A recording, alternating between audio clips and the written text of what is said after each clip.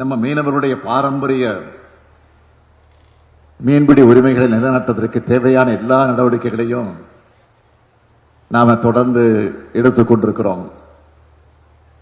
அதனால்தான் கடந்த ஏப்ரல் 2ஆம் நாள் சட்டமன்றத்தில் கச்சத்தீவை மீட்க வேண்டும் என்று தனி தீர்மானத்தை நிறைவேற்றியிருக்கிறோம். கச்சத்தீவை மீட்பதற்கான தமிழ்நாட்டோட மீனவர்களுடைய இன்னல்களுக்கு அது நிரந்தர தீர்வாக அமையும். கடந்த 4 ஆண்டுகளில் 97 நிகழ்வுகளில்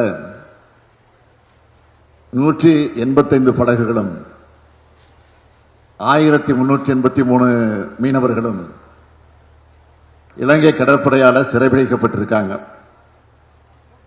சிறைபிடிக்கப்பட்ட மீனவர்களை விடுவிக்கணும், படகுகளை மீட்கணும்னு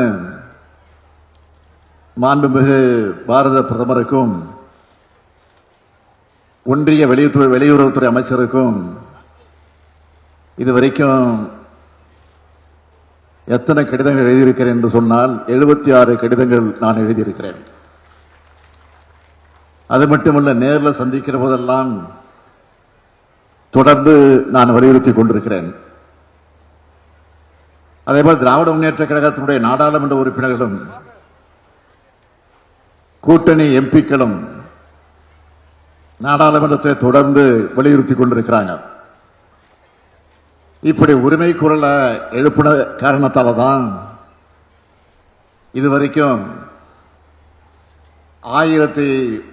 1354 மீனவர்கள் விடுவிக்கப்பட்டிருக்கிறாங்க.